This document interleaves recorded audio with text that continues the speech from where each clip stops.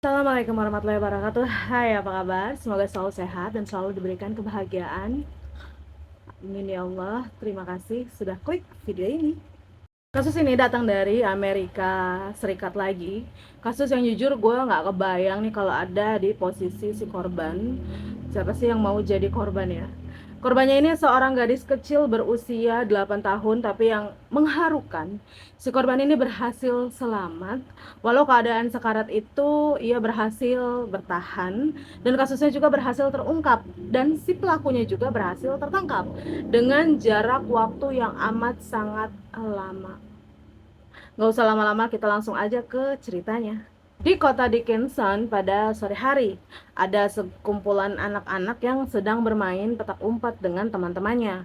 Nggak sengaja nih, salah satu dari mereka melihat seorang anak perempuan yang lagi tidur di antara rumput-rumput. Tadinya dia pikir bahwa anak tersebut adalah temennya, dan saat didekati ternyata dia sadar kalau anak itu bukan salah satu dari temannya. Jadi anak itu bernama Jennifer. Salah satu bocah tersebut akhirnya melapor kepada orang tuanya dan langsung mereka mengerubuni anak itu dan melihat dari jauh betapa mirisnya gitu ya. Gimana sih anak kecil loh, ini trauma banget ya sih kalau ngelihat hal-hal yang seperti itu ya kan. Dan akhirnya salah satu dari orang tua tersebut melaporkan hal ini kepada kepolisian. Gak lama petugas dengan cepat nih menuju ke lokasi tersebut. Dan di sana mereka menemukan bocah kecil itu yang berusia 8 tahun dengan kondisi yang sangat memprihatinkan. Anak itu masih bernafas dengan ada luka sayatan di lehernya sepanjang telinga kiri dan ke kanan. Jadi nyambung gitu ya kan dari sini. Aduh. Petugas pun meminta bantuan untuk penyelamatan anak perempuan tersebut. Dan ada salah satu polisi yang berusaha untuk berkomunikasi nih agar si Jennifer ini tetap terjaga. Polisi itu pun mengatakan bahwa kami sudah menemukanmu dan kamu akan baik-baik saja. Tolong untuk tetap terjaga dan jangan sampai tertidur. Dan anak perempuan tersebut langsung dilarikan ke rumah sakit John Salley Hospital dengan menggunakan helikopter. Saat tiba di rumah sakit, kondisi anak tersebut sudah sangat pucat dan juga lemas. Tubuhnya dipenuhi bekas luka gigitan serangga, yaitu semut api, dan juga terdapat luka goresan di belakang tubuhnya. Dan anak tersebut langsung ditangani oleh dokter bernama Dr. Chester Strang. Dan saat itu juga petugas mengambil tindakan operasi. Dan singkat cerita, beberapa jam setelah operasi, Jennifer pun tersadar ya. Dan Jenny pun mengalami trauma yang cukup berat. Bahkan Jenny terlihat ketakutan saat ada petugas medis yang menghampirinya. Jenny menendang dokter pria tersebut di sana. Bukan cuma dokter ya, Jenny pun ketakutan saat ada dua petugas polisi yang sedang berjaga. Ibunya bernama Alien pun menenangkan Jenny. Siapakah Jennifer ini? Jadi ada seorang perempuan bernama Alien Scott yang tinggal bersama anak perempuannya bernama Jennifer Scott, 8 tahun, yang tinggal di sebuah apartemen Yorktown di kota Dickinson, Texas, Amerika Serikat. Jennifer adalah anak yang cukup pintar dan juga aktif ya. Jennifer ini sangat takut akan kegelapan seperti anak-anak pada umumnya lah. Sebenarnya Jennifer itu memiliki satu kamar sendiri, tapi Jenny sering tidur di kamar ibunya. Tentu aja karena namanya anak kecil ya, merasa nyaman sama orang tuanya. Pada 9 Agustus tahun 1990, pada malam itu seperti biasa, Jenny tidur di kamar ibunya. Namun karena tidurnya Jenny ini gerasak-gerusuk gitu ya, ibunya pun merasa sedikit terganggu dan meminta Jenny, kamu tidur di kamar kamu aja ya, karena besok ibu harus berangkat lebih awal untuk bekerja. Jenny pun bangun dan pindah ke kamarnya sendiri. Dan sesampainya di kamar, Jenny pun menyalakan semua lampu di kamarnya karena itu tadi, Jenny takut dengan kegelapan. Dan Jenny pun tertidur. Keesokan harinya, di tanggal 10 Agustus 1990, saat ibunya terbangun dan mulai rapi-rapi nih karena mau berangkat kerja, Elaine pergi ke kamar Jenny. Pas sampai di kamarnya, uh, Elaine kaget nih dan mulai panik. Karena apa? Karena Jenny tidak ada di kamarnya. Dia pun mencari-cari di setiap sudut ruangan dan gak menemukan anaknya itu. Yang Elaine tahu hanya jendela di kamarnya Jenny itu terbuka lebar. Karena dicari-cari Jenny nggak ada, Elaine pun panik dan langsung menuju ke kantor polisi untuk melaporkan hilangnya Jenny. Dan setelah menerima laporan tersebut, polisi pun bergegas dan langsung bertindak untuk mencari Jennifer. Karena di kota tersebut ya merupakan kota kecil, jadi kabar hilangnya Jenny pun cepet banget langsung menyebar. Dan saat itu juga petugas kebakaran dan warga sekitar turut serta membantu untuk mencari keberadaannya Jenny. Mana coba si Jenny? Dan beberapa jam kemudian seorang anak tadilah yang memberitahu petugas kepolisian. Jadi di waktu yang sama petugas lainnya juga mencari petunjuk nih atas kasus yang menimpa Jenny. Gak jauh dari titiknya Jenny ditemukan, polisi menemukan sobekan pakaian di atas rumput dan diketahui bahwa pakaian tersebut milik Jenny dan juga si pelaku. Dengan teliti nih petugas mengumpulkan semua bukti yang ada. Jadi dugaannya bahwa Jenny sempat dicekik oleh pelaku, Jenny juga diperkaos dan pelaku yang berniat membunuh Jenny dengan menggorok lehernya Jenny. Itu kenapa ada luka gorok sepanjang itu. Dugaan kuat polisi bahwa pelaku membobol kamarnya Jenny melalui jendela dan juga menculiknya Jenny, lalu memperkaos Jenny. Karena ia juga berniat membunuh Jenny dengan menggorok lehernya Jenny dan meninggalkan Jenny begitu aja di semak-semak. Polisi pun cukup kesulitan nih untuk menemukan si pelaku karena perlu kamu tahu ya bahwa di zaman itu teknologi itu nggak secanggih sekarang. Jadi tes DNA kala itu masih belum ada. Nggak ada yang melihat kejadian itu juga dan satu-satunya saksi yaitu Jennifer sendiri yang masih terbaring di rumah sakit, bahkan Jenny belum bisa bicara sama sekali. Selang 3 hari kemudian, Jenny pun melewati masa kritisnya. Dan di hari keempat setelah kejadian, Jenny pun didatangi oleh seorang petugas seniman forensik yang bernama Louis Gibson untuk bisa menggambarkan sketsa si pelaku. Sayangnya Jenny masih belum bisa bicara sama sekali ya. Tapi Louis ini nggak habis akal, dia pun membawa sebuah buku yang berisi ratusan gambar wajah seperti alis, mata, hidung, dan lainnya. Dan bermacam-macam bentukan wajah. Jadi dengan begitu nih si Jenny hanya perlu menunjukkan gambar mana nih yang paling mirip dengan gambarnya si pelaku. Dan pelan-pelan Louis menggambar sketsa. Jenny juga memberitahu dengan bahasa isyarat bahwa pelaku memiliki goresan di pipi kirinya. Setelah sketsa itu jadi, Louis pun menunjukkan nih hasilnya kepada Jenny dan bertanya seperti inikah wajahnya? Dan Jenny pun menganggukkan kepalanya bertanda iya. Dan bukan hanya itu ya, Jenny juga memberitahu Louis ciri-ciri mobil si pelaku. Dari warnanya, bentuknya, dan pintu mobil yang penyok sebelah kiri. Dengan segala keterbatasan Jenny, aduh salut banget ya, bocah 8 tahun ini bisa mengingat semua itu dengan detail. Selang 2 minggu kemudian, keadaan Jenny pun mulai benar-benar membaik dan Jenny pun bisa bicara lagi. Dan petugas pun langsung bertanya nih, sebenarnya apa yang terjadi pada malam itu. Jenny pun bercerita bahwa malam itu Jenny menyalakan semua lampu dan membiarkan jendelanya ini terbuka. Jenny juga sempat nih membaca buku dan setelahnya itu Jenny tertidur.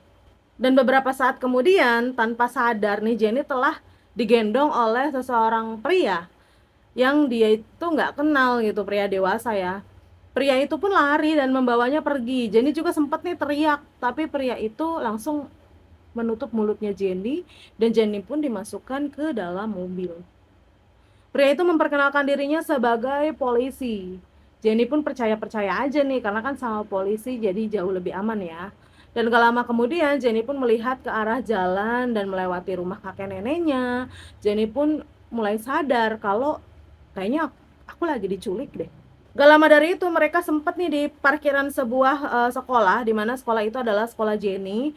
Mereka pun berhenti sejenak, tapi aku nggak begitu paham apa yang mereka sedang bicarakan pada saat itu ya. Karena nggak lama dari itu mereka melanjutkan perjalanan kembali dan akhirnya berhenti di sebuah lapangan yang dipenuhi rumput kayak semak-semak itu, jadi rumputnya lumayan lebat gitu. Pria itu pun memaksa Jenny nih turun dan merobek celananya Jenny dan memperkaos Jenny. Jenny pun sempat melawan dan pria itu langsung mencekik dan juga Jenny pun pingsan. Setelah puas, pria itu pun menyayat leher Jenny. Allah. Jenny pun sadar nih saat dia lagi diseret oleh pria itu, punggungnya pun ketusuk kayu atau duri. Makanya itu ada ada luka di punggungnya Jenny ya. Dan setelah itu pria itu meletakkan Jenny begitu aja. Mungkin dia pikir, oh ya nih anak pasti akan pelan-pelan mati gitu. Jenny sangat sempat berusaha berteriak namun gak bisa. Pagi harinya Jenny berusaha untuk berteriak nih, menggerakkan badannya, tapi tetap aja nggak bisa. Dia juga sadar ada mobil yang lewat, tapi tetap Jenny nggak bisa minta tolong. Semuanya itu sia-sia. Jadi dia udah pasrah, apa mungkin dia akan meninggoy saat itu juga ya. Itu yang ada di pikirannya Jenny. Dia pun mulai dipenuhi juga nih oleh serangga-serangga dan semut api. Iya, semut api yang pedes banget itu loh. Dan saat sore harinya, Jenny mulai mendengar suara anak-anak yang lagi bermain. Dan saat ia merasakan ada sesuatu yang mengenai kakinya, dan itu adalah kaki salah satu anak-anak yang sedang bermain. Mereka pun datang nih dan mengerumuni Jenny, dan mereka berlari untuk melaporkan kepada orang tua mereka. Dan saat itulah Jenny ditemukan. Jenny pun bisa pulang nih dan pulih kembali, dan selang 1 tahun kemudian kepolisian belum bisa menemukan pelakunya. Dan Jenny pun masih merasakan trauma ya. Siapa sih yang gak trauma, ya ampun. Aku yang bacanya aja kayak ikut trauma. Sampai tidak terasa 18 tahun kemudian, Jenny kecil tumbuh menjadi wanita yang dewasa, dan saat itu pelakunya juga masih belum bisa ditemukan. Meskipun masih mengalami trauma, seiring berjalannya waktu ya, Jenny pun mulai membuka hati untuk pria yang mendekatinya. Jenny akhirnya menikah nih dengan seorang pria bernama Jonathan pada tahun 2005. Selang 3 tahun kemudian, pada tahun 2008, Jenny dihubungi oleh seorang detektif bernama Tim Crowley. Detektif itu bilang bahwa ia akan membantu Jenny untuk mengungkapkan kasusnya. Dan saat dimintai keterangan, Jenny pun mulai menangis lagi ya. Ia pun bertanya nih, kenapa setelah bertahun-tahun lamanya pelaku belum juga ditemukan. Dan detektif itu berjanji akan menemukan tersangka atas kasusnya Jennifer. Detektif Tim mulai mempelajari kembali kasusnya Jenny. Dia dibantu juga nih oleh agen FBI bernama Richard Reninson. Mereka membawa barang bukti berupa pakaian Jenny dan juga pakaian tersangka lainnya ya, untuk dilakukan tes DNA. Ternyata tes DNA juga cukup lama untuk mengetahui hasilnya, itu hingga 1 tahun kemudian. Pada tanggal 22 September 2009, agen Reninson mendapatkan hasil tes DNA tersebut. DNA itu milik seorang pria, dan agen tersebut mencari foto SIM lama si terduga pelaku, yaitu 19 tahun lalu, dan saat itu dicocokkan nih oleh sketsa. Ternyata sangat cocok dan mirip. Bukan cuma wajah, bahkan mobil yang dimiliki pelaku pun akurat. Singkat cerita, agen FBI tersebut menghubungi Jenny dan berkata bahwa pria yang ia cari bernama Dennis Bradford. Dennis Earl Bradford berumur 40 tahun, tinggal di sebuah rumah dengan 3 anak dan istrinya. Dennis bekerja sebagai tukang las. Dennis dikenal sebagai pria yang amat sangat baik bagi para tetangganya ya. Ternyata Dennis juga pernah dihukum nih atas tindakan seksual pada tahun 1997. Dennis juga pernah ditahan atas penculikan anak. Kerennya di sini nih ya, saat detektif Tim membuka kembali catatan interogasinya Jenny, di sana tercatat bahwa Jenny sempat menulis secara detail dari merek rokok, merek bir, jumlah pintu mobilnya, dan nama si pelaku pun ada di sana, tertulis namanya Dennis. Pada tanggal 13 Oktober 2009, Dennis pun ditangkap. Saat Dennis berkendara bersama istrinya, petugas langsung membawa Dennis dan menahannya dan mulai dilakukan interogasi. Awalnya Dennis ini nggak mengakui nih. Saat ditanya, pernahkah kamu Dennis mendengar nama Jennifer? Dia pun jawab, iya saya pernah mendengarnya dari televisi, katanya gitu. Dan nanya lagi nih polisi, apakah kamu pernah kontak langsung dengan Jennifer? Dia pun menjawab pernah, tapi saat polisi minta dijelaskan, pria ini nggak mau dan mulai mengatakan bahwa itu tugas polisi untuk memecahkan kasus tersebut. Gitu. Dan setelah interogasi yang amat sangat panjang, Dennis pun menceritakan apa yang sebenarnya terjadi pada malam itu. Jadi ceritanya itu persis banget seperti Jenny yang cerita kepada kepolisian, persis kayak gitu. Dan setelah selesai bercerita nih, saat petugas mengatakan nih juga ya bahwa Jennifer masih hidup, Dennis pun mulai menangis. Petugas pun mengatakan kembali bahwa satu hal lagi, Jenny berada di sini. Ia pun mulai nangis lagi gitu kan, kayak shock. Seketika kabar penangkapan Dennis pun langsung menyebar dengan cepat. Keluarga, teman, tetangga itu nggak nyangka bahwa Dennis lah pelakunya. Detektif Tim pun mengatakan kepada Jenny, janjiku kepadamu sudah aku lunasi. Mewek gua. Akhirnya Jennifer bertemu dengan si Dennis nih di persidangan. Dan di persidangan Jenny mengatakan bahwa aku bukanlah korban, tapi aku adalah pemenang. Rencananya sidang putusan Dennis akan digelar di tanggal 10 Agustus tahun 2010, tepat 20 tahun kasus Jenny baru terungkap. Namun sayangnya Dennis ditemukan tidak bernyawa di dalam selnya beberapa bulan sebelum putusan hukuman Dennis. Dennis melakukan bunuh diri dengan menggunakan tali. Jennifer mengatakan kepada awak media bahwa dia sangat berterima kasih kepada detektif Tim dan juga Agent Raninson karena telah menepati janjinya. Ya ampun, kayak terharu banget akhirnya terungkap gitu ya. Dan pada tanggal 10 Agustus 2010, Jenny mendatangi makamnya Dennis. Dia duduk sambil menangis dan berkata bahwa Dennis Bradford, aku menantimu selama 19 tahun 2 bulan dan 3 hari untuk bisa mengetahui nama belakangmu dan membuatmu tertangkap. Kau memilih korban yang salah. Seorang anak perempuan dengan berat 20 kilo dan berusia 8 tahun yang berusaha kau bunuh. Di dalam hatiku, aku percaya kau masih hidup di luar sana atau berada di penjara. Sekarang aku sudah tahu, bertahun-tahun mengikuti kata hatiku untuk tidak melepaskanmu, dan itu adalah keputusan yang benar. Atas kejadian itu, Jenny dinyatakan tidak bisa memiliki anak ya. Dan dia pun diberikan secara gratis proses bayi tabung. Dan ia pun berhasil memiliki seorang anak perempuan bernama Jenna. Dan selang 2 tahun kemudian, Jenny pun melahirkan anak laki-laki bernama Jonah.